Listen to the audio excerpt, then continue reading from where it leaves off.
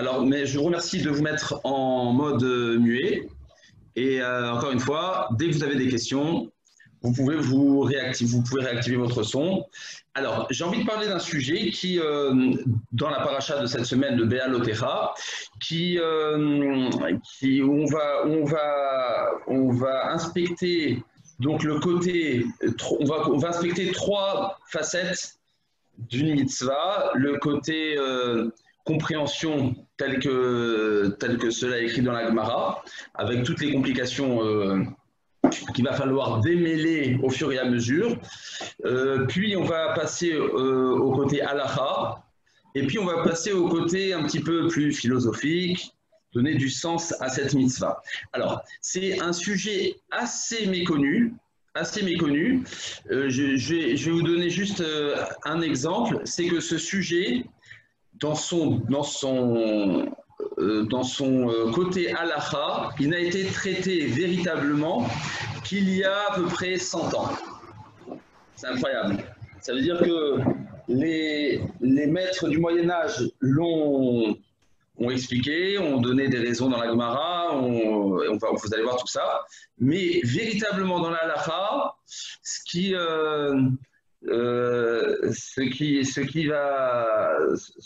va sembler le plus clair, enfin ce qui va nous donner les réponses à toutes nos questions, n'a été résolu qu'il y a à peu près 100 ans. Donc c'est un sujet assez nouveau, premièrement. Donc c'est en cela que ça me tient à cœur. Deuxième raison, et ça sera tous les sujets, c'est la raison pour laquelle je tiens à les traiter avec vous, ce sont toujours des sujets qui ont un sens dans la vie de tous les jours, qui ont un rapport quelque part avec la vie de tous les jours. Alors, le sujet qu'on va traiter aujourd'hui, il s'appelle, en titre, Tkia Be'et Tzara. En français, ça donne les sonneries du chauffard à l'époque des difficultés. À l'époque des difficultés. Ça, c'est le titre de notre sujet. Alors, il est écrit dans la Torah, je vous montre tout de suite la référence, dans la paracha de cette semaine. Alors, voilà. Alors, on est au verset 10, on est au chapitre 10, verset 9. Je vous le lis dans le texte. Vechi tavo milchama. Et lorsque vous marcherez en bataille, be'artechem, dans votre pays, al hatzar atzorer etrem, contre l'ennemi qui vous attaque, vahareotem bachatzotserot, et vous sonnerez des trompettes, veniz kartem, et vous vous souviendrez, l'ifni Hashem Elokechem, pour accompagner vos elles vous serviront de mémoire. Veniz kartem l'ifni Hashem Elokechem, elles vous serviront de mémorial devant votre Dieu. Venoshatem meoivechem, et vous serez délivrés de vos ennemis. Vous serez protégés de vos ennemis. Il apparaît dans ce verset une injonction que à chaque moment où on est en période de guerre, à la Tsar Atzorer Etrem, il faut sonner le chauffard. Je continue. Excusez-moi, je me suis trompé. Hein. Vous avez vu que j'ai sauté une ligne, excusez-moi. Vous sonnerez des trompettes avec fanfare, excusez-moi. Vous vous recommanderez ainsi au souvenir de l'Éternel, votre Dieu, et vous recevrez assistance contre vos ennemis. Donc c'est un verset, le premier verset, on va en parler, il y en a deux. Quand vous marchez en bataille, encore une fois, dans votre pays contre l'ennemi qui vous attaque, vous sonnerez des trompettes avec fanfare, vous vous recommanderez ainsi au souvenir de l'Éternel, votre Dieu, vous recevrez assistance contre vos ennemis. Ça nous rappelle vaguement le fameux épisode où Josué, eh bien, afin de faire la conquête de Jéricho, eh bien, il a sonné de ses trompettes afin de faire tomber les murailles de Jéricho. Deuxième verset.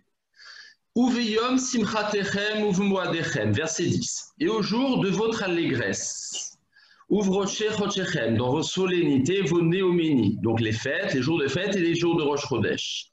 Utkatem bachatzot serot, vous sonnerez des trompettes.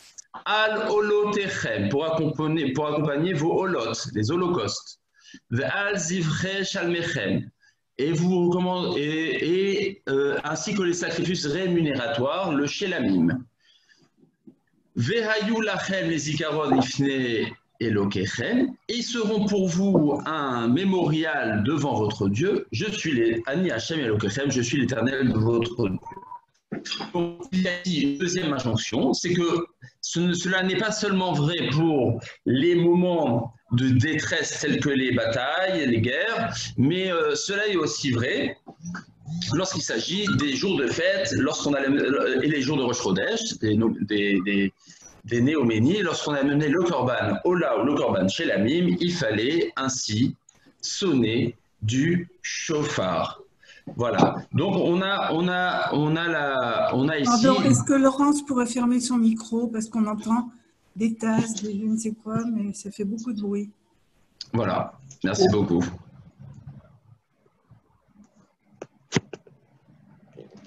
Voilà. Alors, on a donc dans la paracha de Be'alotecha l'injonction de sonner des trompettes en période de tsara, tsara en période on peut traduire période d'épreuve, période de malheur, période difficile, ainsi que de sonner des trompettes. On verra tout de suite dans le Rambam, pendant les fêtes, il s'agit donc au Beth Amikdash, puisque c'est en accompagnement de l'Holocauste et du sacrifice rémunératoire et du Rosh Chodesh. Donc le Rambam, il le dit expressément que c'est une mitzvah assez de la Torah. Imaginez-vous, c'est quelque chose qui est assez peu méconnu, qui est assez méconnu. Je vous le montre tout de suite. Attendez, hop. Là. Voilà. Donc il s'agit hop.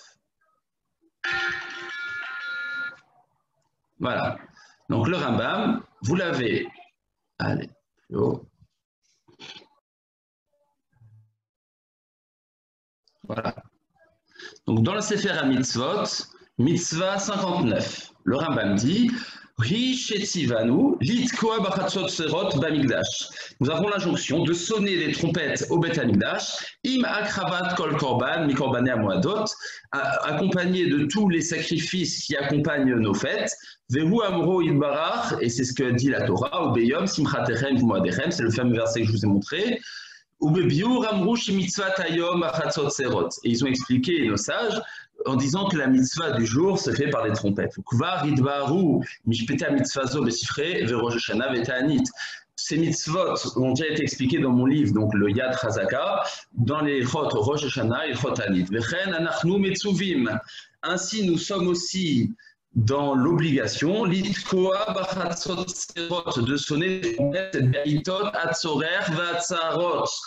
dans les moments nécessaires, je traduis littéralement, Ve'atzarot, et les moments de détresse, on va dire, les moments difficiles, lorsque l'on est en train de pleurer, ou de pleurer, de crier, de s'étendre, de s'épancher devant Hachem. Donc le Rambam, il le cite expressément, qu'il y a ici une mitzvah de la Torah à sonner du shofar, aussi bien pendant les périodes de fête et aussi bien pendant les périodes de détresse. Alors on va poser 3 questions.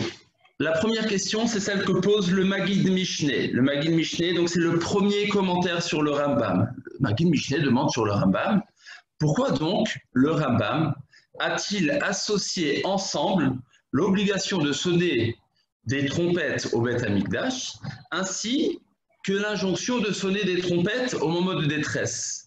A priori, ce sont 2 mitzvot qui sont dissociables, qui n'ont rien à voir l'une avec l'autre.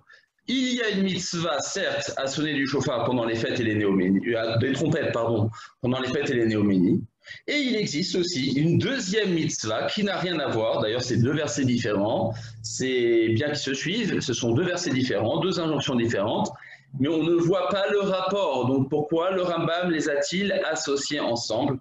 le Maggid Mishneh reste sans réponse, ce qu'on appelle en hébreu Tsarich Iyun. Voilà, donc ça c'est la première question que j'ai à vous poser. Deuxième question que j'ai à vous poser, vous pouvez réagir hein, s'il y a des questions. Deuxième question, c'est dans le Shulchan Aruch. Alors, on passe au volet halakha, quelques secondes, bien que on va développer, on va revenir tout de suite en développant la Gemara. Volet halakha, deuxième question, le Shulchan Aruch, il tranche. Je vais vous montrer tout de suite que pendant les moments de détresse, il faut sonner du chauffard. Et là, c'est incroyable. On va se demander, mais le Shulchan Aruch n'a-t-il pas lu la Torah? N'a-t-il pas lu le Rambam? Dans le Rambam, on ne parle pas de chauffard, on parle de chatzot serot, on parle de trompette. Vous allez me dire, ben, les deux, ce sont des instruments de musique. Ben, je vous répondrai, certes, ce sont deux instruments de musique, mais qui n'ont rien à voir l'un avec l'autre. Pourquoi? Parce que, je vais tout de suite vous montrer, dit la Mishnah dans Masechet Rosh Hashanah, il existe deux différences essentielles entre le chauffard et entre la trompette. Le chauffard, eh bien, il était fait en or. La trompette était faite en argent. Deuxième différence, c'est que la trompette, eh bien, c'est une trompette qui était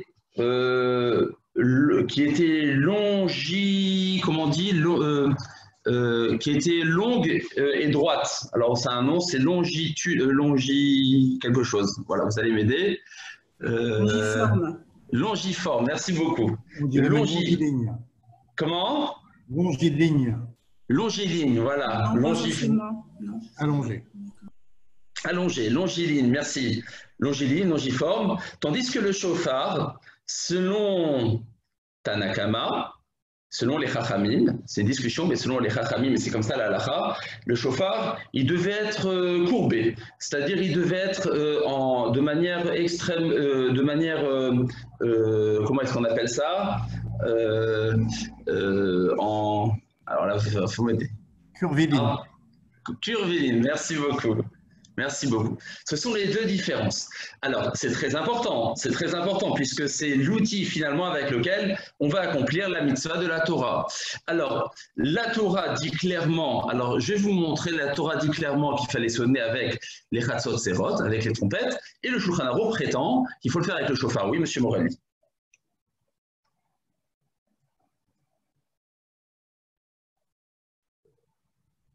Non, monsieur Morelli, je ne vous entends pas. Remettez le son. Oui, excusez-moi. C'est quelle référence dans la Masechet Rosh Hashanah? Parce que je n'ai pas entendu. Alors, dans la Masechet Rosh Hashanah, je vais vous donner le DAF, il est 30 secondes. Le DAF, je vais vous le montrer tout à l'heure.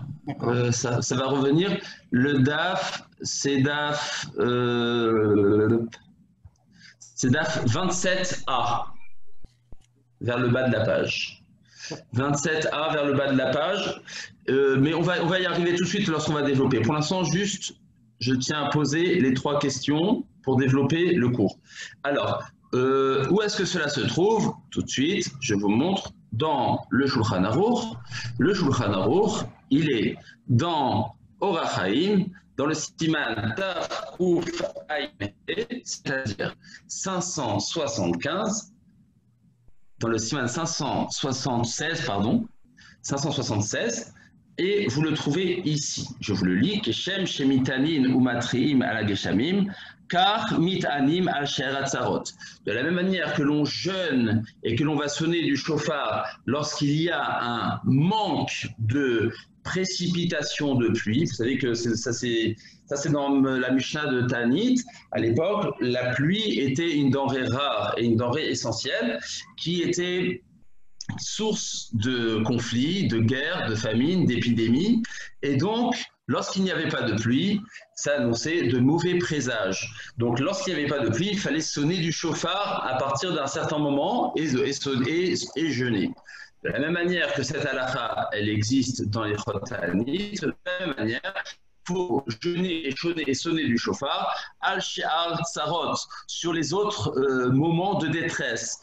Alors, c'est quoi les autres moments de détresse? La Mishnah va donner des exemples. Si par exemple, vous êtes une ville où vous êtes assiégé par des ennemis, vous avez un siège de l'ennemi, par exemple les Romains à Jérusalem qui avaient assiégé la muraille, eh bien il fallait sonner le chauffard, etc., etc. Donc, et ce qu'il est le chauffard, alors ici, il faut le sonner avec le chauffard. Attendez, où c'est marqué? C'est plus 30 secondes, excusez-moi.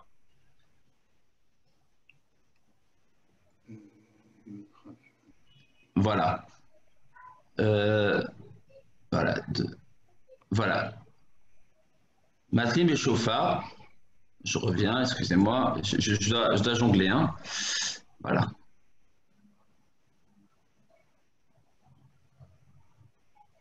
Hop. Voilà. Alors, donc vous le verrez dans le 576. Il le dit, c'est avec du chauffard. Dans la lacha Yudbet, dans la lacha 12, Kol ir sheyesh batsara, ou mikol elu otair, mitana, vezoakin, mitfila, ou mitranenin, ou matriin, des chauffards. Je traduis. Chaque ville dans laquelle il y a des moments de malheur, de détresse, de tout ce qu'on a parlé. Alors, la ville en question doit jeûner et doit prier et doit sonner du chauffard. Jusqu'à ce que le malheur, eh bien, il disparaisse. De Holse Vivotea, et les villes aux alentours qui, elles, eh bien, sont épargnées, alors par esprit de solidarité, Mitanim Avalo Matrim, l'alchè comme Tanakama là-bas, qui doivent jeûner sans sonner du chauffard. Quoi qu'il en soit, on parle de chauffard, et la question que tout le monde se pose, c'est mais qu'est-ce qui a pris au Shulchan Aruch de parler de chauffard? Ici, on parle, la Torah ne nous parle pas de chauffard, elle nous parle des trompettes, chose qui n'y a rien à voir. D'accord? Donc, de quoi il s'agit? Sonner du chauffard ou sonner des trompettes? Troisième question qu'on va poser, c'est la question que pose le Magen Avraham. Je vous l'ai déjà dit, le Magen Avraham, c'est un commentaire de la Renaissance, l'un des tout premiers sur le Shulchan Aruch, qui ramène les paroles du Rambam, comme quoi il faut sonner des trompettes en moment de détresse. Et ici, il pose la question, pourquoi est-ce qu'aujourd'hui, et c'est la question essentielle, c'est pour ça que je donne ce cours aujourd'hui, pourquoi est-ce qu'aujourd'hui ce n'est pas le cas? Pourquoi est-ce qu'aujourd'hui, lorsqu'on a eu le Covid-19, qui était pourtant un moment de détresse qui était plus qu'avéré, pourquoi nous les Juifs n'avons pas sonné du chauffard?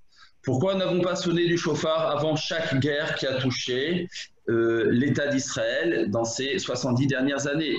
Pourquoi n'avons pas sonné du chauffard lorsque Saddam Hussein a envoyé ses Scuds en 1990 sur l'État d'Israël, etc., etc. Si c'est une mitzvah d'ordre thoraïque de sonner du chauffard ou du sonner de trompette, peu importe, pourquoi ne l'applique-t-on pas aujourd'hui, cette mitzvah de la Torah?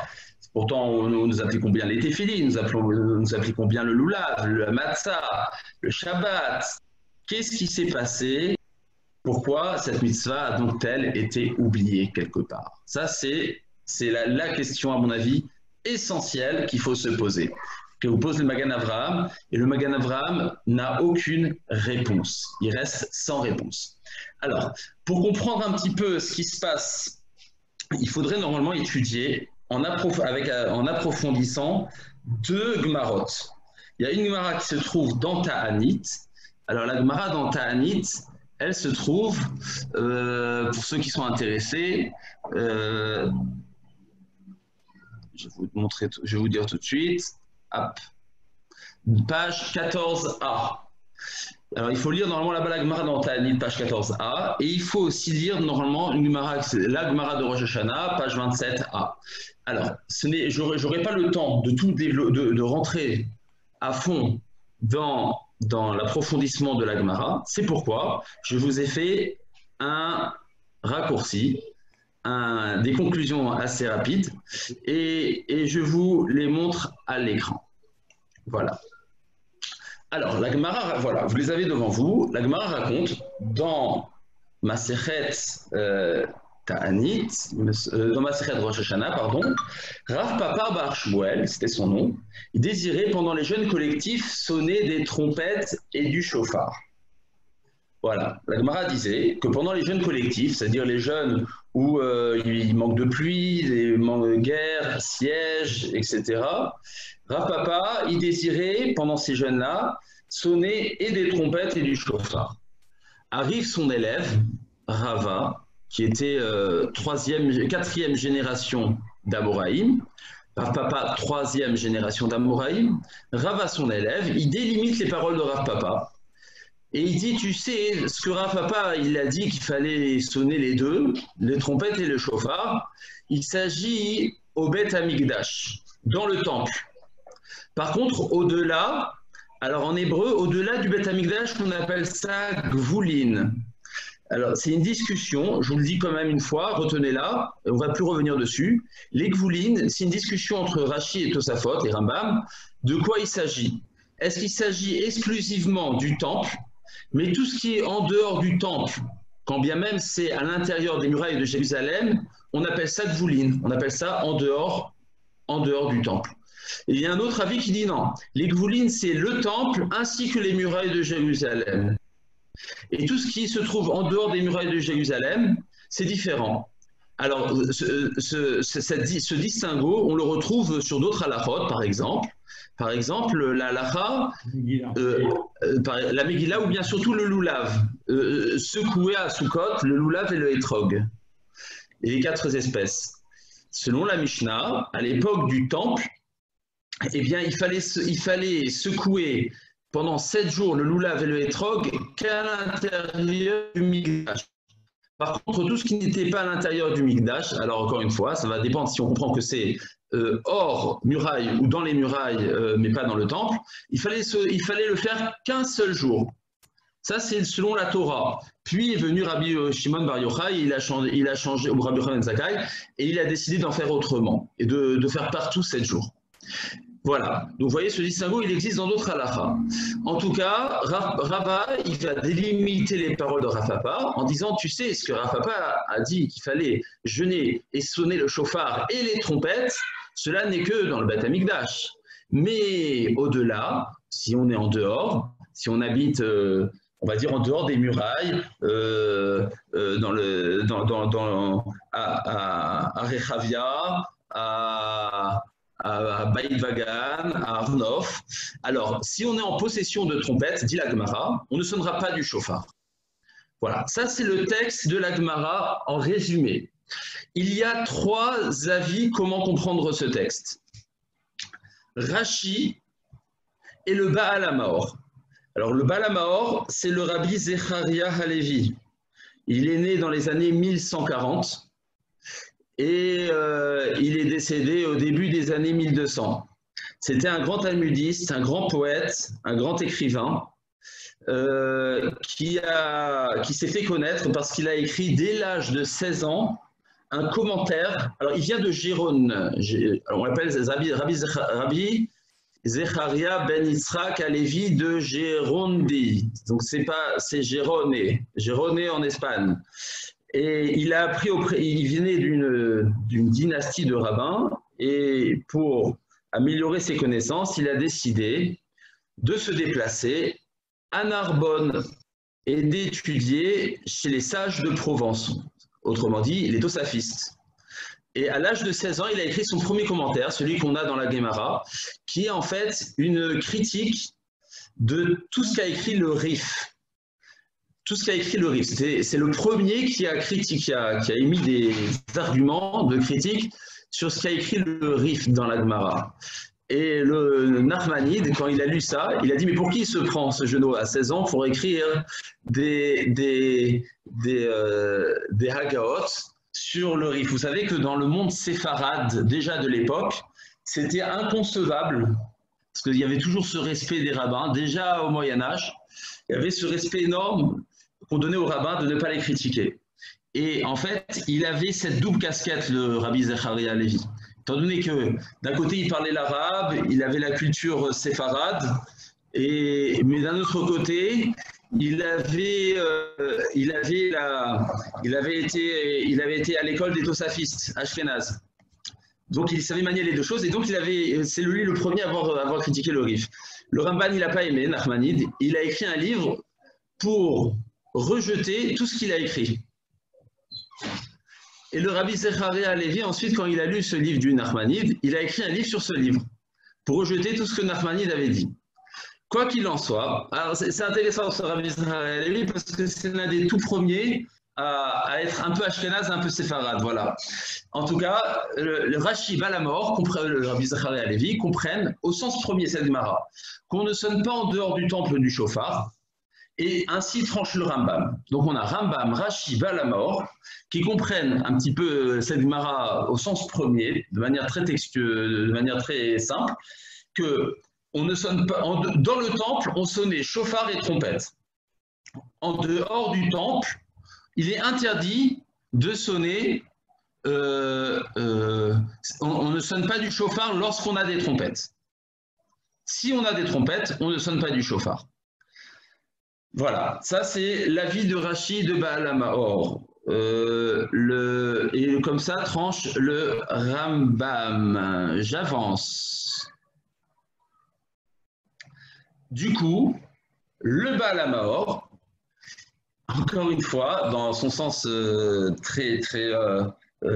il remet un petit peu les choses en cause, il pose sur un usage qui existait, qui a été amené par les Géonim. Donc les Géonim, c'est à partir, on va dire, du fin 8e siècle jusqu'au 10e, 11e siècle. Les Géonim, ils ont écrit qu'il y avait un usage qui était répandu, comme quoi on sonnait pendant les jeûnes à leur époque du shofar.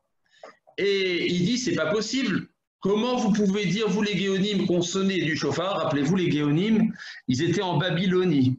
Ils avaient 3 villes phares des yeshivot, une qui s'appelait Nehar Dae, une qui s'appelait Pumpedita et une qui s'appelait Souria.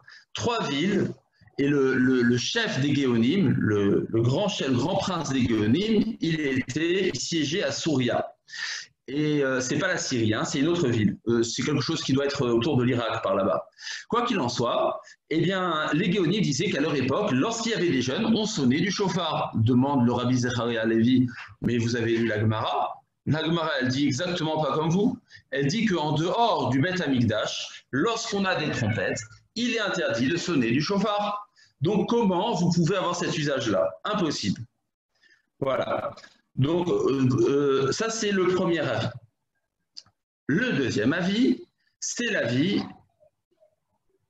du... attendez, où je suis? Je perds mes pédales. Le deuxième avis, c'est l'avis du Ramban. Le Ramban comprend que les textes du Talmud, il y a 2 textes. En fait, il y a des textes dans Rosh Hashanah, il y a un texte dans Ta'anit. Et le Ramban comprend que ces 2 textes sont en désaccord. Et les Géonim ont tranché comme le texte dans Ta'anit qu'il est permis de sonner du shofar pendant les jeûnes à l'extérieur du temple, et le texte de Rosh Hashanah lui affirme le contraire. Il affirme, comme le dit le Baal HaMaor, le Rabbi Zecharia Halevi, que cela est interdit. Alors qu'est-ce qu'on fait lorsqu'on a 2 textes de Gemara en désaccord? Eh bien, il faut regarder comment est-ce que nos aïeux, les Géonim, ont tranché. Les Géonim ont tranché comme dans Ta'anit qu'il est permis de sonner du shofar en dehors du temple pendant les jours de fête ainsi que pendant les jours pendant les jours de détresse. Et c'est pour ça que le Shulchan Aruch, et on répond peut-être à notre deuxième question, c'est pourquoi le Shulchan Aruch a tranché comme les Géonim, comme la Gemara dans Ta'anit. Donc en fait, c'est une discussion. Maintenant, vous allez me poser, mais comment est-ce possible que la Gemara dans Ta'anit dise que cela est permis alors que le texte de la Torah affirme qu'on sonnait avec des trompettes? Alors ça, va falloir répondre. Mais on a quand même compris d'où le Shulchan Aruch a tiré son avis. Donc il le tire des Géonim, et selon le Ramban, Géonim, Ramban, Shulchan Aruch, même avis, pense qu'il y a discussion entre 2 textes du Talmud et que l'essentiel du texte à retenir est celui de Ta'anit, comme quoi il est permis de sonner du chauffard en dehors du temple. Troisième avis, c'est le Rashba. Rabbi Shmuel ben Adrat, c'est toujours un rav du Moyen-Âge, c'était le Gadol Hador, c'était le grand de sa génération en Espagne. Il a habité, je ne me rappelle plus très bien, en Espagne. Et dans les années 1300, au XIVe siècle, c'était l'élève du Ramban. C'était l'élève du Ramban et le Rashba dit la chose suivante. Il comprend cette Gemara dans Ta'anit totalement, dans Rosh Hashanah, totalement différemment de ce que dit le Rashi. Il dit qu'à contrario du temple où on sonnait du chauffard et les trompettes, c'est-à-dire au temple on sonnait et du chauffard et des trompettes, en dehors du temple, on sonnait au choix, soit le chauffard, soit les trompettes. Et le Rashba dit qu'aujourd'hui, l'usage est de sonner du chauffard en dehors du temple. Voilà. Donc aujourd'hui, que nous n'avons plus de trompettes, donc on peut se permettre de sonner du chauffard. Voilà, ça c'est l'avis du Rashba. Je répète que dans le temple, on sonnait et du chauffard et des trompettes. Cela est marqué dans Maseret Ta'anit, dans Maseret Rosh Hashanah. D'ailleurs, je voulais vous montrer un petit dessin que j'ai dans ma petite Mishnah. Hop, 30 secondes. Je voulais vous montrer un petit dessin, justement, où l'on voit que c'est un dessin sur la Maseret Rosh Hashanah, où on voit qu'il y avait en fait même des positions, dit la Mishnah, comment sonner dans le temple des trompettes et du chauffard. C'était les chauffards étaient sur les côtés, c'est-à-dire il y avait une personne à droite, une personne à gauche qui sonnait du chauffard, et il y avait au milieu des personnes qui sonnaient des trompettes. Ça, c'est ce que dit la Mishnah, pour expliquer comment ça se passait dans le temple. Donc on sonnait les deux, et le chauffard et les trompettes. Par contre, en dehors du temple, on sonnait soit de l'un, soit de l'autre. J'arrive pas à le trouver, ça va me prendre un peu de temps, alors j'avance. Voilà, est-ce que jusque-là c'est bon? Alors on avance. Alors, donc on a trois avis dans l'explication de la Gemara. Je résume. Selon Rashi, Baal HaMaor, et ainsi tranche le Rambam, eh bien, en dehors du temple, si on a des trompettes, on ne sonne pas du chauffard. Selon le Ramban, et ainsi tranche le Shulchan Aruch, selon l'avis des Géonim, eh bien, on doit sonner en dehors du temple que du chauffard et pas des trompettes. Ah, mais il y a une Mara qui dit l'inverse, c'est une discussion entre Gemarot. Et le Rashba qui dit qu'en dehors du temple, nous pouvons sonner soit du chauffard, soit des trompettes.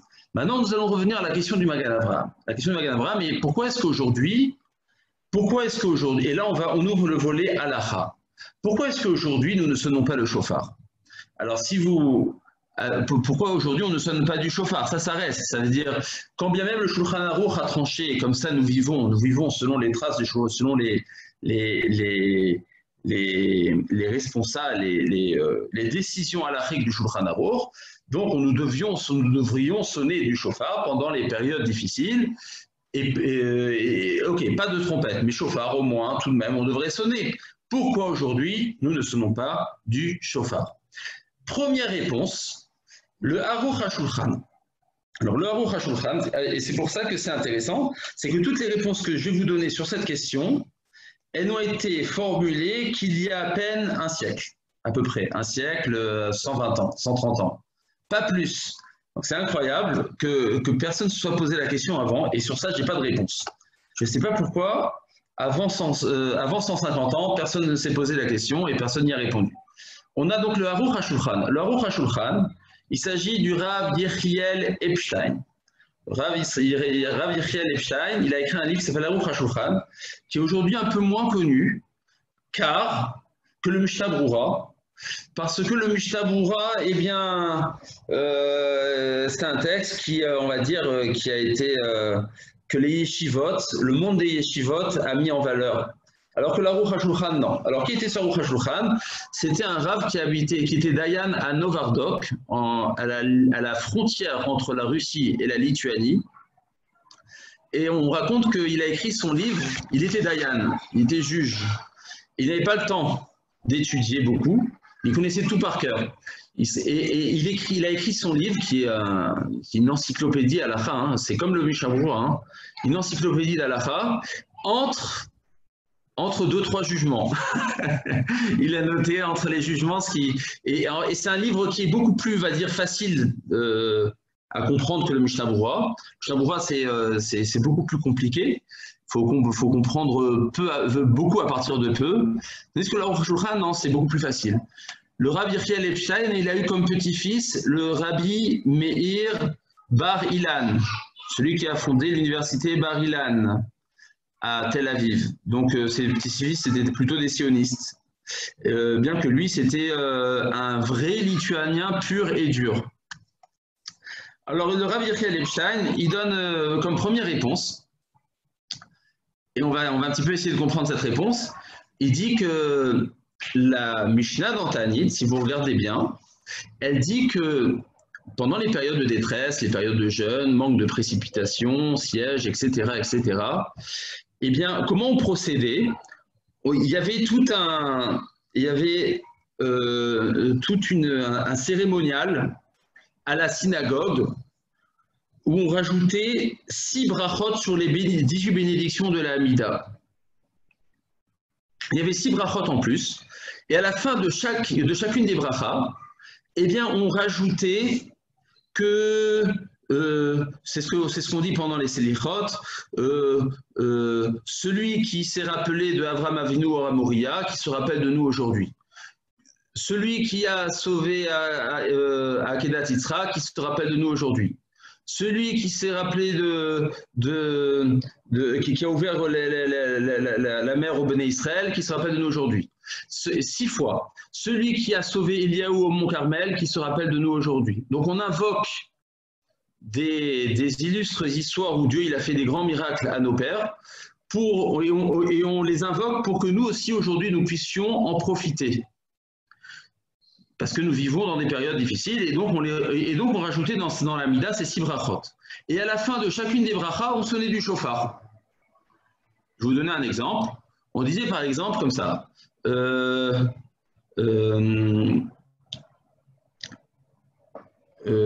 Teka b'shofar gadol lecherutenu, v'sanes lekabetz galuyotenu, v'kabetzenu yachad me'arba kanfot haaretz,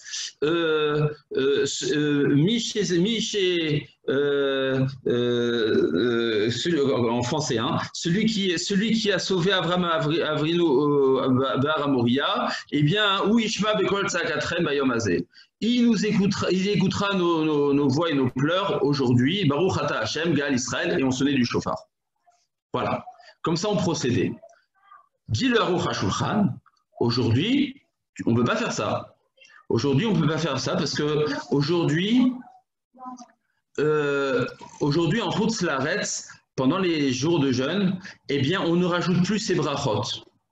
Donc, étant donné que tous ces sons du shofar ont été initialement décrétés en rapport avec ces brachot, de ces 6 brachot de rajout, s'il n'y a plus ces 6 brachot de rajout, pourquoi il n'y a plus ces 6 brachot de rajout, ce n'est pas très clair. Mais étant donné qu'on n'a plus ces 6 brachot de rajout, il n'y a plus lieu de sonner du shofar. Vous allez me poser la question, vous allez me dire, mais c'est incroyable, les brachot ne sont que d'ordre rabbinique, et sonner du shofar ou sonner des trompettes pendant les moments difficiles, c'est d'ordre Torah. Comment est-ce que le fait qu'on dise, tu sais, on n'a pas la bracha rabbinique, la bracha rabbinique n'est pas là, donc elle empêche de faire la mitzvah toraïque, c'est incroyable. Alors il répond, mais c'est quand même difficile à comprendre, il répond et il dit non. Étant donné que l'essentiel de l'ordre de la Torah a été, dès le départ, décrété en rapport avec les brachot, donc plus de brachot, plus de shofar, plus de mitzvah de la Torah. Ça, c'est ce que dit le Aruch HaShulchan. Problème sur le Aruch HaShulchan, c'est que tout cela n'est vrai qu'en Chutz La'aretz, en diaspora. Qu'en diaspora, on n'avait pas l'usage de sonner du shofar. Mais en Eretz Israël, pourquoi est-ce que cela serait différent? En Eretz Israël, il y avait coutume de sonner du shofar à toute époque et de rajouter ces 6 brachot. Donc pourquoi est-ce qu'en Eretz Israël, eh bien, les sonneries du shofar au moment de difficulté n'ont-elles pas lieu? Voilà, donc cela remet en cause la réponse du Aruch HaShulchan. Deuxième réponse que donne le Aruch HaShulchan. Écoutez bien, le Aruch HaShulchan donne donc deuxième réponse, c'est que l'injonction de sonner du shofar d'ordre thoraïque n'existe qu'à l'époque du Beth Amikdash, lorsqu'on approchait les korbanot, pendant les fêtes, pendant les néoménies, etc. Aujourd'hui, l'obligation de sonner du shofar, dit-il, n'est plus que d'ordre rabbinique parce que nous n'avons plus le Beth Amikdash. C'est pourquoi, c'est pourquoi, dit le Aruch HaShulchan, eh bien, aujourd'hui, étant donné que ce n'est que d'ordre rabbinique, les Chachamim ont institué de sonner du shofar et non des trompettes. C'est-à-dire, même si on ne va pas selon l'avis du Shulchan Aruch, mais qu'on devait suivre le Rambam qui pense qu'il ne faut pas sonner du shofar lorsqu'on a des trompettes en dehors d'Eretz Israël, dit le Aruch HaShulchan, le Rambam est d'accord que tout cela n'est vrai qu'à l'époque où on avait le Beth Amikdash. Mais lorsqu'on n'a plus le Beth Amikdash, il n'y a plus lieu d'interdire les sonneries du shofar en dehors d'Eretz Israël. Et étant donné qu'aujourd'hui ce n'est plus que d'ordre rabbinique, alors il n'y a pas à sonner du shofar. Ah, vous allez me demander, mais c'est d'ordre rabbinique, sonnons du shofar même d'ordre rabbinique.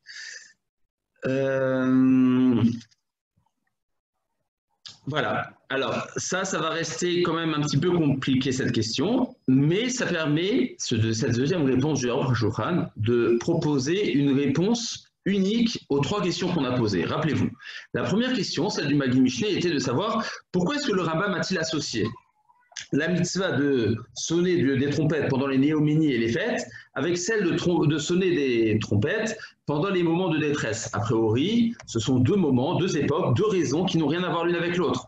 Selon cette réponse que donne l'Aruch HaShulchan, c'est justement ça ce que le Rambam tient de préciser. Pourquoi il les a mis dans la même halakha?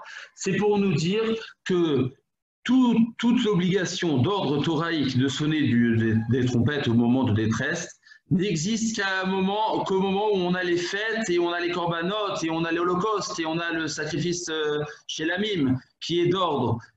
Mais si on n'a pas ces sacrifices-là, alors ce n'est plus que d'ordre rabbinique. C'est pour ça que le Rambam les a associés l'un avec l'autre, comme pour dire que la définition de la mitzvah se mesure quant à sa possibilité d'avoir le Beth Amikdash. S'il n'y a plus de Beth Amikdash, cela n'est que plus d'ordre rabbinique. Alors encore une fois, hein, j'ai juste permis de comprendre pourquoi est-ce qu'il n'y a plus l'injonction thoraïque, mais pourquoi est-ce que d'ordre rabbinique il n'y a pas? Ça, le Aruch HaShulchan, dans sa deuxième réponse, n'y répond pas. Mais par contre, donc on a répondu à la question du Magid Mishneh. On a répondu aussi, comme je l'ai expliqué, à la deuxième question. Pourquoi est-ce que le Shulchan Aruch parle-t-il de shofar alors que le texte de la Torah parle de Chatzot Serot? Réponse, c'est que le texte de la Torah parle de Chatzot Serot, des trompettes, uniquement lorsqu'il y avait le Beth Amikdash. Mais aujourd'hui, que ce n'est que d'ordre rabbinique, puisqu'on n'a plus le Beth Amikdash, donc on a le droit de sonner du shofar, et il n'y a plus l'interdit que donne la Gemara dans Rosh Hashanah, comme dit Rashi, que lorsqu'il y a, en dehors du temple, lorsqu'on a les trompettes, il est interdit de sonner du shofar. Alors, juste entre parenthèses, pourquoi Rashi dit-il que lorsqu'il y a les trompettes en dehors du temple, il ne faut pas sonner du shofar? C'est parce que, en fait, eh bien, il faut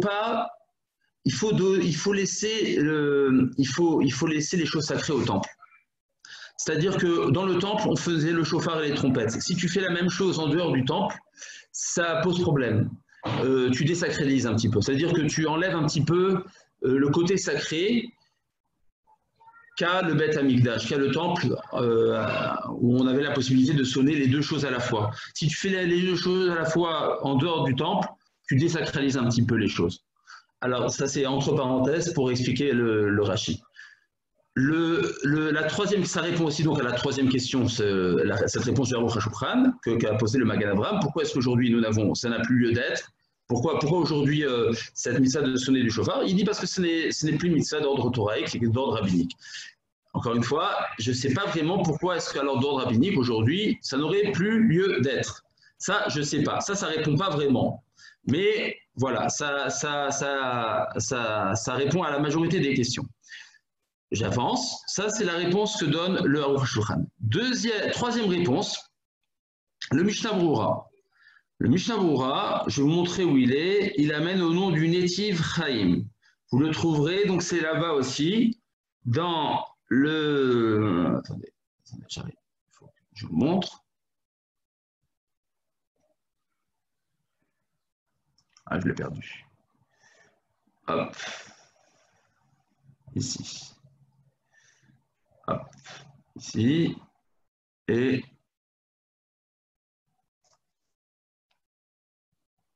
voilà. Alors, vous l'avez ici. Le Mishnah Brura. Hop, hop, hop, hop. Ici. Voilà. Donc, il est dans le Mishnah Brura et dans le Shulchan Aruch sur le Siman Taf Kuf Ayin Vav 576. Dit le Mishnah Brura, il se trouve ici, tout en bas. Il se trouve tout en bas, c'est-à-dire ici. Hein. Donc je répète le Mishnah Brura, Vetama Magen Avram. S'interroge le Magen Avram. Pourquoi est-ce qu'aujourd'hui nous n'avons plus l'usage de sonner en période de détresse? Afilou inomarden. Tanitzibour Bebavel. Quand bien même tu dis qu'il n'y a pas de jeûne collectif qui a lieu en Bavel, Halomido Raita Mitzvah Litkoa Belotanit. Il y a quoi mitzvah de sonner quand bien même tu ne jeûnes pas? Venishar Betsarichioun, le Magen Avram n'a pas répondu. Viyash Me'acharonim, c'est le Netiv Chaim. Troisième réponse, chez Tirtsu de Midoraita, il dit que, excusez-moi, que Midoraita, Minatora, mitzvah grad be'eretz Israël. Cette mitzvah, elle a d'usage qu'en Eretz Israël. Donc, que dire-t-il? Parce que dans la Torah, c'est marqué. Rappelez-vous, on reprend le verset de la Torah dans Parashat Balotecha. Vechitavou milchama be'artechem. Je reprends le chapitre 10, verset 9.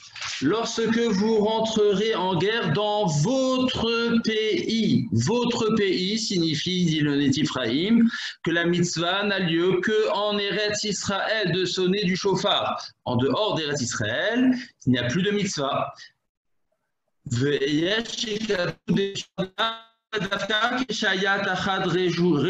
en a qui disent que même en Eretz Israël, cela n'est vrai que lorsque Eretz Israël appartient aux Juifs. Si c'était en période où Eretz Israël appartenait à l'Empire ottoman, aux Anglais, aux Britanniques, voilà, etc., aux croisés, etc., eh bien la mitzvah non plus n'avait pas lieu d'être.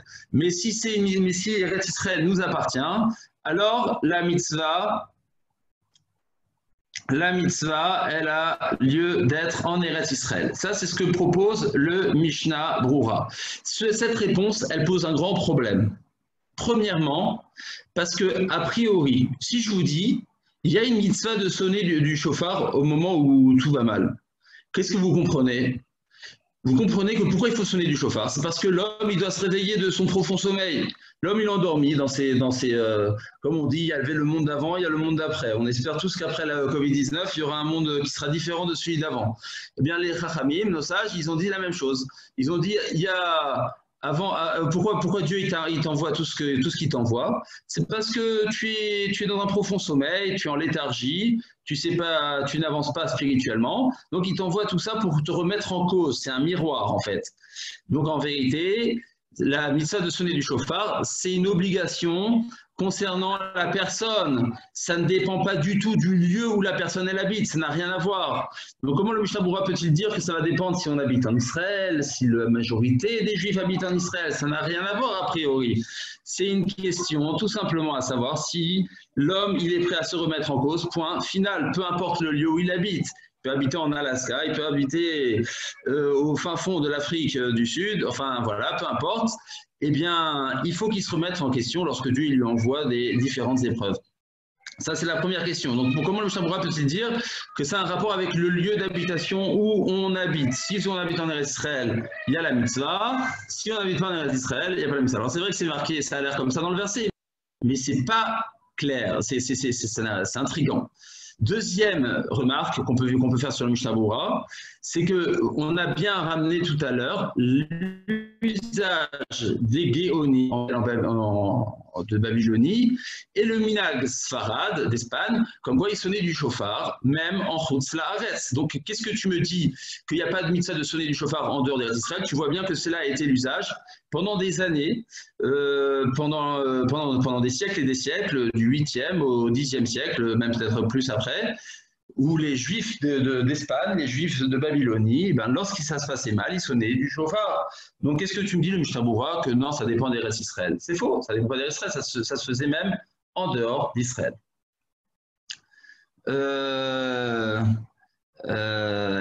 Même ce que rajoute, troisième remarque sur le Mishnah Berurah, que de dire que si Eretz Israël, eh bien, il est sous notre domination, sous notre gouvernance ou pas, c'est pas clair. Ça, c'est une invention. Ce n'est pas écrit dans les Rishonim, dans les rabbins du Moyen-Âge. C'est quelque chose c'est une nouveauté, c'est un chidouche qui sort un petit peu de nulle part. Bon, c'est pas écrit dans les Rishonim, donc c'est bizarre qu'il le ramène quand même dans la halacha.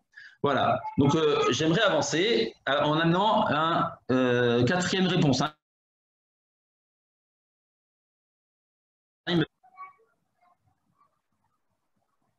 Alors, oula, je vous ai perdu.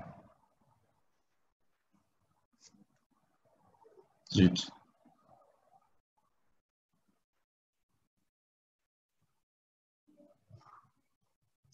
Est-ce que vous m'entendez? Oui, oui. Allô, allô, oui, vous oui. m'entendez? Oui, on t'entend. Oui, oui, très bien. Mais par moment, il y a les Oh là là. Est-ce que... Ouais, je vous ai un peu perdu là. Vous m'entendez? On t'entend. Oui, on t'entend.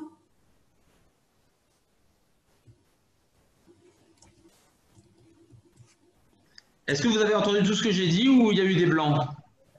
On a entendu.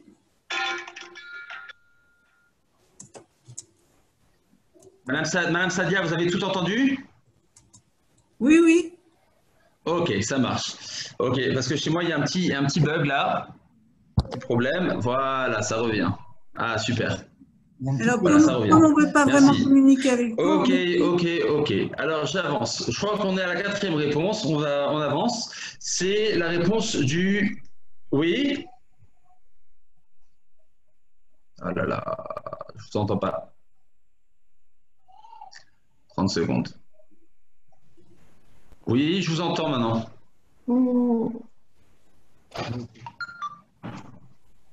nous aussi on t'entend. Il n'y a pas de problème. Est-ce que vous m'entendez? Oui. Oui. Oui, normalement, oui. Bon. Ok, super. Alors j'avance. J'ai des problèmes de connexion, donc l'essentiel c'est que vous m'entendiez. La quatrième réponse, il me semble, donc c'est le Igrot Moshe. Rav Moshe Feinstein des États-Unis, Zichrono Livracha, il ramène un Ritba. Un Ritba, donc c'est un maître aussi d'Espagne du Moyen-Âge qui se rapproche du Rambam et qui dit alors on va reprendre le Rambam. Le Rambam disait qu'il y a une obligation de sonner pendant les jours de jeûne exclusivement des trompettes. Et le Ritba, il dit, étant donné qu'aujourd'hui nous n'avons plus de trompettes, alors, dit le Ritba, Nahagou Betsarfat, nous avons l'usage en France, c'est la France des ballets à Tosot, de ne jamais sonner pendant les jours de jeûne. Jamais. Car nous n'en avons plus. En fait, c'est un problème technique. C'est tout simplement parce qu'on n'a plus ça dans nos bagages. On les a perdus, ça s'est plus fait. Et c'est pourquoi nous ne sonnons plus du chauffard en ce moment. C'est parce que, en vérité, selon le Rambam, il faudrait sonner des trompettes. Mais les trompettes, on n'en a plus. Alors, chauffard, on a, d'accord. Mais selon le Rambam, c'est les trompettes qu'il faut. Donc, si c'est trompettes qu'il faut et qu'on n'en a plus, eh bien, la mitzvah, elle n'a plus lieu d'être. Alors, ça, tout le monde s'est interrogé sur ce Ritba-là, sur les paroles de Ritba. D'abord, le Rav Moshe Feinstein. Moshe Feinstein, il demande, et alors, qu'est-ce que ça change qu'on n'ait plus de trompettes? À cause de ça, tu vas annuler une mitzvah tassée de la Torah, un commandement positif de la Torah, t'as qu'à le faire. Fais-en. C'est une réponse de dire, j'ai pas de tefilin, alors je mets pas de tefilin. J'ai pas de titit, alors je mets pas de titit. C'est pas une réponse. On ne va pas venir devant Dieu et dire ah moi j'ai pas mis de mezouza parce que j'en ai pas. Ben tu t'en débrouilles. Eh bien, ça veut rien. Eh bien, dis-le Maram Shrajan, qu'est-ce que ça veut dire ça, l'Oriva? On n'a pas de trompette. Si c'est une mitzvah d'avoir des trompettes, eh ben on va aller faire les trompettes. Et à cause de ça, on va s'empêcher d'accomplir une mitzvah de la Torah.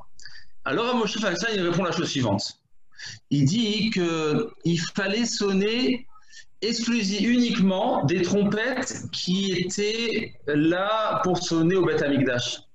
Il faut utiliser les mêmes trompettes qu'on utilisait au Beth Amikdash.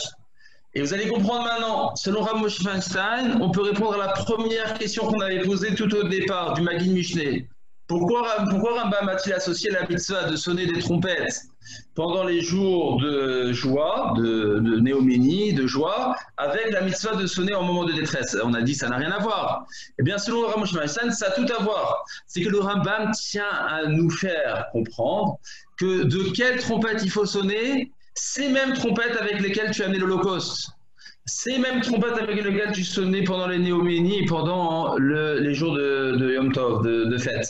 Si maintenant tu veux inventer des nouvelles trompettes et en construire des nouvelles chez un ébéniste ou chez un menuisier ou je ne sais pas chez qui, eh bien ça ne marche pas. Tu n'es plus dans la mitzvah.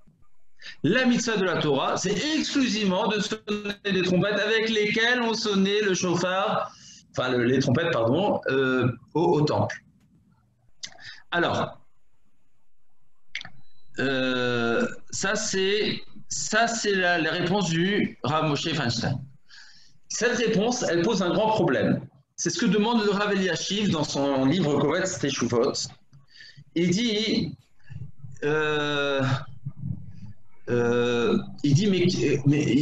Moshe Feinstein, il dit Rav Eliashiv, Rav Moshe Feinstein, mais je ne comprends pas ce que tu dis.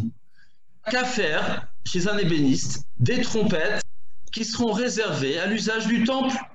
Et tu les réserves à l'usage du temple. Alors certes, on n'en a pas aujourd'hui de temple, mais tu dis, ben voilà, ce seront les trompettes du 3e temple lorsqu'il sera reconstruit. Et lorsqu'on aura des problèmes avec nos ennemis ou des problèmes de Covid-19, eh bien, on sonnera avec. Et c'est tout. Et pourquoi on doit s'empêcher de faire une mitzvah de la Torah sous prétexte qu'on n'a pas les mêmes que celles du temple? Eh bien, t'as qu'à les faire et t'as qu'à dire que ce seront celles du temple. Et voilà, et ça marchera.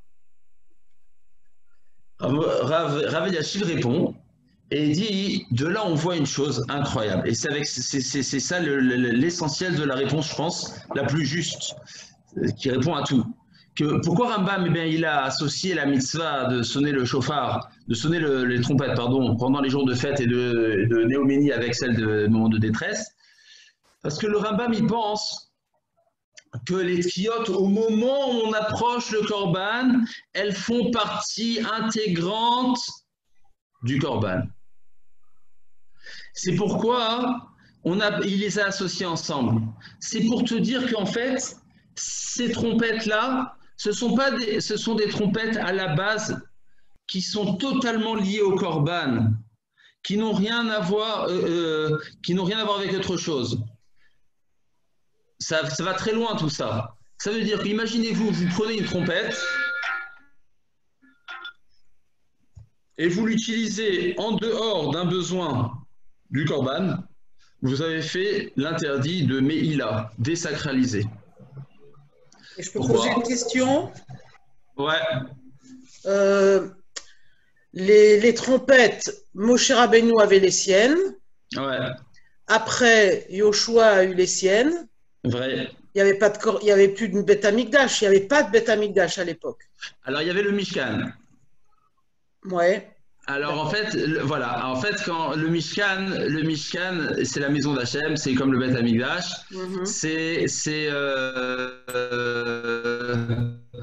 On pouvait.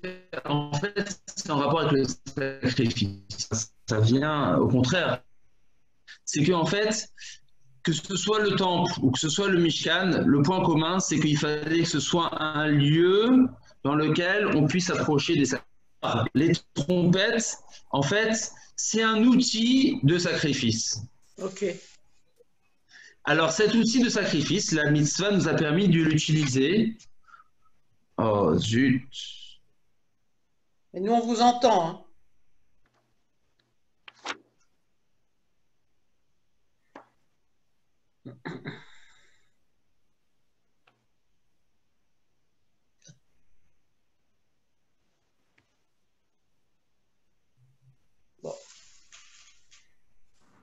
Excusez-moi, je vous ai perdu. Là, en fait, c'est comme le couteau de Shrita. C'est un outil de sacrifice, c'est un outil sacrificiel. Et que la Torah nous a permis d'utiliser pour des besoins tels que les moments de détresse. C'est pour ça que le Rambam, il les a associés ensemble, ces deux mitzvot. C'est pour te dire que la définition de cette trompette, c'est un objet de sacrifice. Et attention, si tu en fais quelque chose d'autre, c'est très grave. Tu dois amener un korban khatat de Meïla, et tu dois amener un korban, et tu as fait un interdit de désacraliser. Et juste la Torah nous a permis d'utiliser cela pour des besoins tels que les moments et c'est pourquoi et aujourd'hui on peut plus faire ces trompettes. C'est parce que tu peux, quand bien même tu vas leur donner une utilisation unique pour le troisième temple, mais tu vas faire Meïla parce qu'il n'y a pas encore le troisième temple. Donc en fait, tu vas utiliser quelque chose qui n'a pas lieu d'être en rapport avec le sacrifice aujourd'hui. Ah, alors c'est interdit. Vous avez compris? C'est une jolie réponse. Et le chauffard, alors, c'est pas le cas. Alors attention, toute cette réponse, elle est basée sur le Rambam, pas sur le Shulchan Aruch. Donc cette réponse, elle ne vient expliquer que pourquoi pas trompette selon le Rambam. Sur le Shulchan Aruch, on a donné les autres réponses, celles du Aruch HaShulchan et du Mishnah Berurah, certes qui ont des difficultés, mais ça reste pas clair, d'accord? C'est des choses qui restent pas claires encore.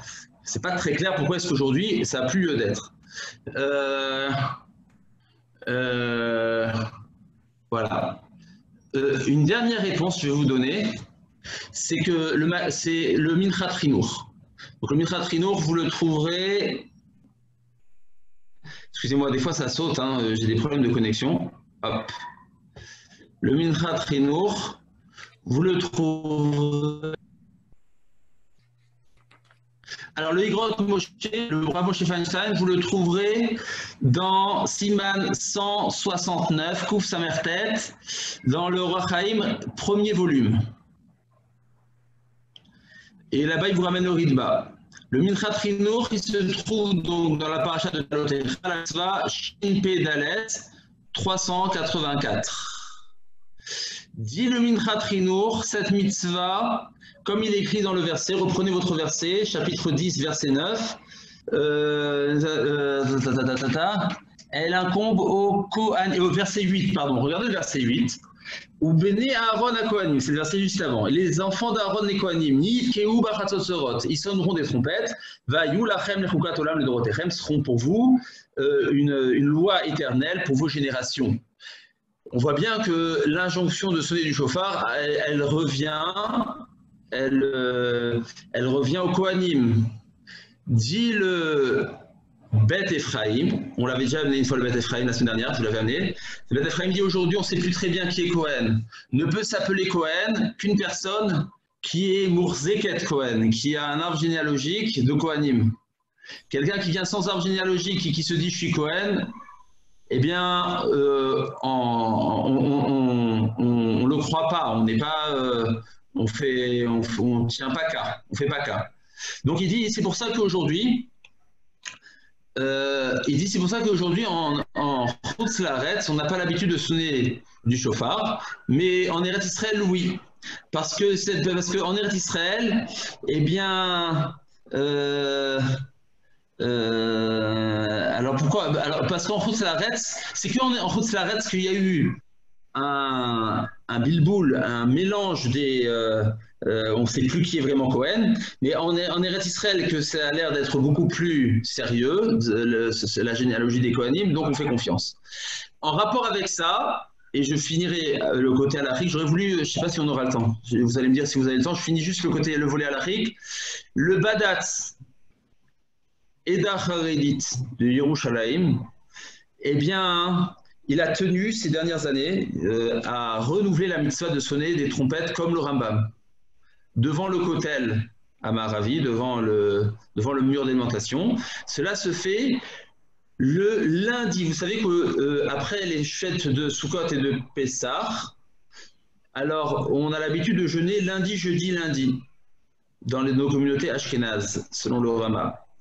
Alors pour Sukkot, ça se fait le premier lundi du mois de Cheshvan, et pour le mois de Pessah, ça se fait le premier lundi du mois de Sivan, du mois de Iyar, pardon, du mois de Iyar.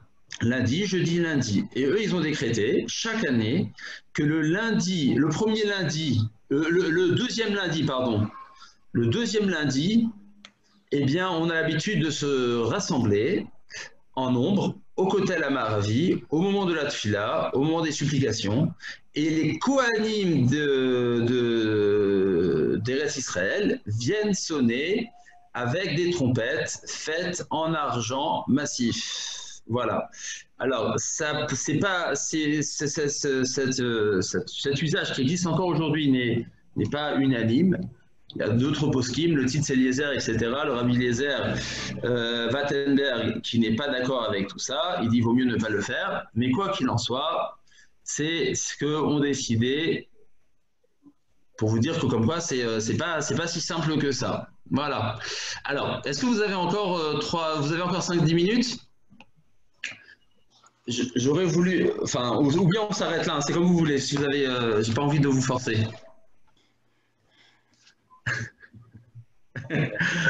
Prenez votre temps. Non, ça va. D'accord. Prenez votre temps. Voilà. Oui. Écoute, j'ai entendu que quand il y a eu la guerre plomb-durcie, si je ne me trompe pas, il y en a qui sont rentrés à Gaza en sonnant des trompettes. Et les armées rentraient en sonnant, pardon, du chauffard. Ouais. Donc le chauffard, c'est permis en cas de guerre. Ouais. J'ajouterais Oui. d'un souvenir très ancien. Oui. Et à la guerre des 6 jours, juste quasiment le dernier jour de guerre, il y a eu un jeûne à Strasbourg qui a été ordonné en cette époque par le rabbin Albert Razan Zechro Bracha, et on a sonné le chauffard. Ouais. D'accord. D'accord. Ouais. Bon, c'était un moment spécial, il faut dire aussi. D'accord. Alors, je vais vous dire, j'ai envie de finir avec l'idée du chauffard, sur une idée qui est développée par le Pachad Yitzhak, le Rav Yitzhak Hutner. Le Rav Yitzhak Hutner, il ramène un Ramban, un Nachmanide, qui dit que dans la Torah, on parle de 2 voix, 2 cols. Il y a 2 colottes. Il y a 2 colottes. Il y a la voix de la Torah, telle qu'elle a été amenée au Mont Sinaï, la voix de la Torah, et il y a la voix, le son des chauffarotes. A priori, il n'y a pas de rapport l'un entre l'autre, mais le Ramban, il fait un rapport. Il fait le rapport entre l'un et l'autre. Il dit que l'un est en rapport avec l'autre, c'est marqué dans la parasha de Vaïtranan, c'est marqué Kol Gadol Velo Yassaf. Une grande voix Velo Yassaf, sans rajout. Et le Rambam, il dit que les voix qui ont été entendues au Mont Sinaï, les sons des Aseret Adibrot, cette voix-là, eh bien, c'est ça Velo Yassaf. Elle continue. Alors, quel rapport entre les voix là? Ouais, elle continue. Quel rapport y a-t-il entre les voix du Mont Sinaï, de la Torah, et les voix du chauffard? Ça, c'est la question que pose le Pachad Yitzhak sur le Ramban. Alors, le rapport, il est comme ça. Je vais vous dire ce qu'il dit, et je vais vous donner 2 exemples. Alors, il y a le premier fondement, il faut comprendre, je vous le dis rapidement parce que je n'ai pas beaucoup le temps. Premier fondement, c'est que vous remarquerez que lorsque le peuple d'Israël il étudie la Torah, eh bien, il laisse une empreinte à 2 niveaux. Il y a l'empreinte d'avoir, en étudiant ces paroles de Torah, eh bien, on crée des réalités de Torah. on crée une nouvelle réalité. Chaque mot de Torah, chaque action de mitzvah, c'est une nouvelle réalité quelque part. C'est une nouvelle réalité. Il y a une deuxième trace, une deuxième empreinte.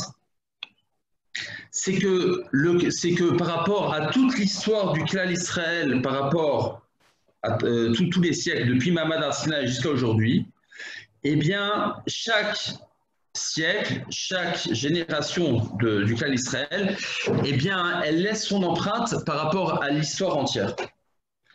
Alors, vous allez me dire ce que ça veut dire tout ça, c'est pas très clair. Alors, je vais vous donner deux exemples. Comme si il y avait dans le Klal Israël dormant et le Klal Israël actif. Il y a le Klal Israël en mode passif et en mode actif. Il y a le Klal Israël en mode actif, c'est celui qui crée des nouvelles réalités de Torah par le fait qu'on étudie la Torah. Alors, cela se fait essentiellement par l'oubli. C'est incroyable d'ailleurs, c'est étrange. C'est parce qu'on a oublié quelle est la halakha, que ça crée des discussions, que ça crée plus de Torah. C'est-à-dire que les oublis de Torah ont créé des nouveautés de Torah. Voilà, ça c'est en mode actif. En mode passif, c'est le fait qu'on garde la tradition de la Torah telle qu'elle nous a été donnée au Mont Sinaï sans y rajouter et sans y défaire un mot. Alors, je vais vous donner un exemple pour que vous compreniez un petit peu de manière plus concrète tout ce que je dis. C'est deux exemples. Premier exemple, on a une halakha dans le Shulchan Aruch que lorsqu'on a un Talmid Chacham qui chas de Shalom, il a perdu tout ce qu'il a étudié, le pauvre. Il a eu Alzheimer, il a tout perdu. Il ne se rappelle plus de rien. Est-ce qu'on a encore une mitzvah de l'honorer? Bien sûr. En deux mots. Voilà, effectivement, il y a une mitzvah de l'honorer. On aurait pu croire que non. On aurait pu dire que toute la mitzvah d'honorer un tel Talmid Chacham tient au fait qu'il a de la chorma de Torah en lui. Mais s'il l'a oublié, il ne vaut plus rien. On aurait pu dire quelque chose comme ça, que c'est un bonhomme qui, s'il n'a plus rien, c'est comme une boîte vide, on la jette. Mais non, c'est pas comme ça. C'est pas comme ça. On voit que c'est pas comme ça. La halakha est que non. Zaken chez Shachar Talmudo, on a encore une mitzvah de kavod. Et pourquoi? En vérité, pourquoi c'est comme ça? Pourquoi est-ce qu'on ne dit pas l'inverse? Pourquoi on ne dit pas que c'est comme une boîte de conserve, que quand on n'en a plus besoin, c'est fini, il n'y a plus rien à l'intérieur? Elle est plus indispensable. Pourquoi c'est comme ça? L'idée, c'est que justement, ce Talmid Chacham, il a en lui deux dimensions. Il a la dimension active et la dimension passive. Il a une dimension active dans laquelle, eh bien, il étudie la Torah. Alors ce bonhomme, eh bien, le pauvre, il n'a plus rien en lui. Mais il a une dimension passive. Et cette dimension passive, elle fait de lui que le fait qu'il ait été un instrument de Torah, eh bien, quand bien même cette Torah n'existe plus en lui, elle ne tient plus en lui, eh bien, son corps ou cette notion a encore un caractère quand bien même elle n'existe plus en lui. Pourquoi? Parce qu'il y a ce caractère passif qui existe. C'est que passivement, j'ai plus rien, j'ai tout oublié. Même un enfant de 3 ans, il connaît le alphabet, moi je connais plus rien, j'ai tout oublié. Malgré tout, je conserve encore toute ma dimension de noblesse de Torah. Pourquoi? Parce qu'il y a une dimension passive qui fait que du fait que j'ai été un ustensile, un réceptacle de Torah, alors de manière passive, cette dimension, elle existe et elle est là. La deuxième preuve, c'est les chivrei luchot, c'est les débris des luchot. Qu'est-ce qu'on en a fait? Des premières luchot qui ont été jetés par Moshe Rabbeinu, on les a gardés dans le Haron. On les a pas jetés. Les chivrei luchot, qu'est-ce qu'on a fait? Les débris, les brisures. Qu'est-ce qu'on a fait? On les a pas jetés à la poubelle et on les a pas enterrés. On les a gardés. Et pourquoi on les a gardés? Elles ne servent à rien, il n'y a plus rien, ça y est, c'est fini. Pourquoi on garde quelque chose qui est débris?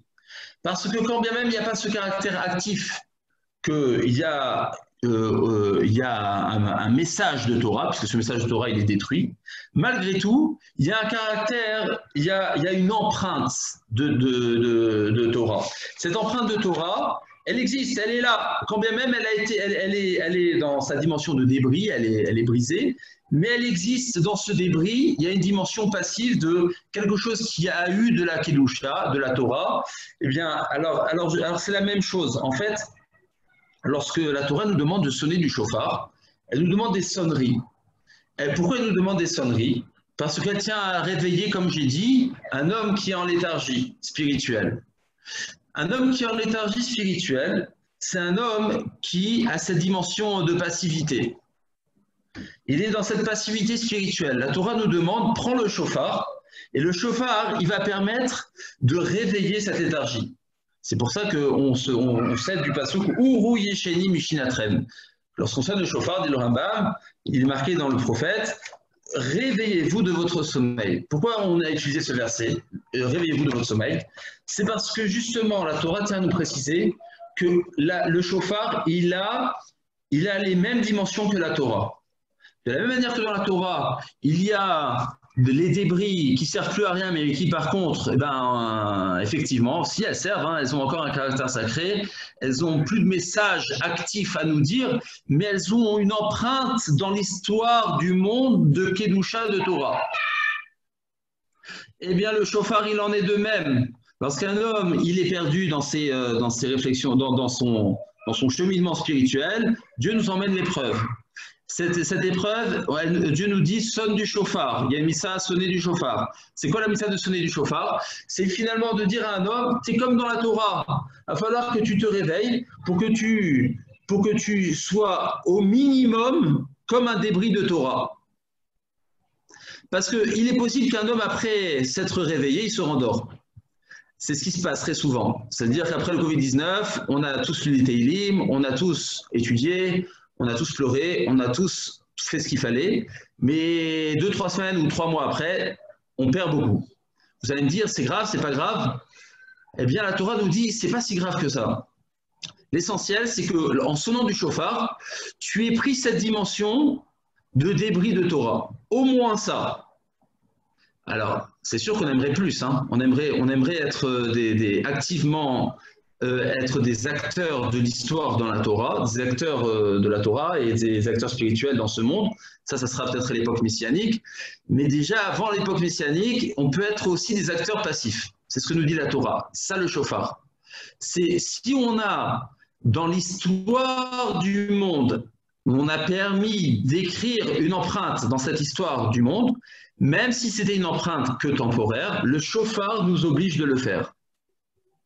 Pour que tu le fasses un jour, 2 jours, 1 mois, 2 mois, ça a tenu. Ce mois ou ces 2 mois, dans l'empreinte globale de l'histoire de l'humanité spirituelle, ça aura été. C'est ça l'histoire du shofar. Voilà.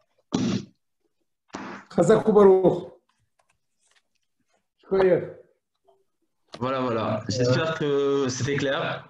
Samy, oui. Une question. Tu as parlé tout à l'heure que d'après le Rambam, si j'ai bien compris, le fait de sonner du shofar en dehors du Beth Amikdash, ça désacralisait le Beth Amikdash. C'est bien ça. Selon le Rav Eliashiv, ouais, comme ça il comprend. Il comprend que c'est un outil de sacrifice en fait. Voilà. Or, je me rappelle que lorsque en juin 67, Israël a conquis la vieille ville de Jérusalem et par conséquent le Kotel, Rav Goren avait sonné du shofar. Absolument. Attention. Tout ce que Rav Eliashiv dit, c'est l'instrument des trompettes. Parce que c'est avec ces trompettes qui sont un instrument. Le shofar, ce n'est pas un instrument sacrificiel. C'est que les trompettes. Rav Goren, il a fait utiliser le shofar. D'accord? Ok. Voilà. J'aurais une petite question. Oui. Oula, Madame Sadia, je ne vous entends pas bien. Voilà. J'ai une petite question. Au début du shiur, on parlait de périodes difficiles où on sonnait du shofar quand il y avait des catastrophes. Ouais. Est-ce que tu n'as pas l'impression qu'actuellement, on remplace ça par les Teilim? Alors, déjà de manière purement technique, Non, parce que les Teilim, c'est un acte de chassidoute. Hein. David Ameller, c'était le chassid par excellence. Donc c'est un acte de piété, c'est un acte de bonté, c'est un acte mais c'est un acte de prière. C'est vraiment un acte de prière. Tandis que le shofar, c'est pas un acte de prière, c'est vraiment un acte de soumission. Ou un petit peu comme je l'ai dit là, tout à l'heure, c'est un acte où on cherche à se transformer. Les Teilim, ça m'est difficile de croire qu'avec les Teilim, on arrive à nous transformer. On essaie je suis de dire. d'accord avec toi, mais je veux dire, dans l'esprit des gens, je ne sais pas s'il y a beaucoup de gens qui savent qu'à l'époque, quand il y avait des dangers, on sonnait du chauffard. Peut-être que si beaucoup plus de gens le savaient à ce moment-là, peut-être qu'on en reviendrait à cette pratique. Ouais, alors, encore une fois, hein, il y en a qui sont revenus à cette pratique en Israël. En Chos Laretz, on a expliqué que c'était difficile. Est-ce qu'on peut se dire qu'on remplace par les Teilim? Je ne sais pas. Moi, je pense pas que c'est un remplacement. Je pense que les Teilim, elles ont toutes leurs lettres de noblesse, mais dans leur qualité de prière, pas dans leur qualité de remise en question. Ce qui est une qualité de remise en question où un homme, il se remet en question. Moi les Teilim, voilà, ça fait, je vous dis la vérité, voilà, j'ai prié avec ferveur, je les ai finis plusieurs fois, etc. pendant ces 2-3 mois de confinement. C'est pas ça ce qui m'a transformé. Ce qui m'a ébranlé, c'est pas ça. C'est pas les Teilim. Ce qui m'a ébranlé, c'est d'autres choses. C'est la remise en question, c'est ma place, la place dans le foyer, la place avec les enfants, la place dans la communauté. Qu'est-ce que je fais? Est-ce que changer mes habitudes? Voilà. Mais sans vouloir dénigrer les Teilim, encore une fois, hein, c'est que les Teilim ont toute leur place, mais différemment. Je suis d'accord. C'est juste une question comme ça par rapport au fait de ce qu'on fait actuellement, quoi. Parce que quand on voit que c'est marqué « Ouvrons les portes du ciel en priant tous en même temps », tu vois, c'est une résonance bizarre. Ouais. Bon, voilà. Merci. Voilà. Avec plaisir. Voilà. Écoutez, à la semaine prochaine pour une nouvelle mitzvah. Kol Tov, Shavua Tov. Kol Tov, Shavua Tov. Au revoir.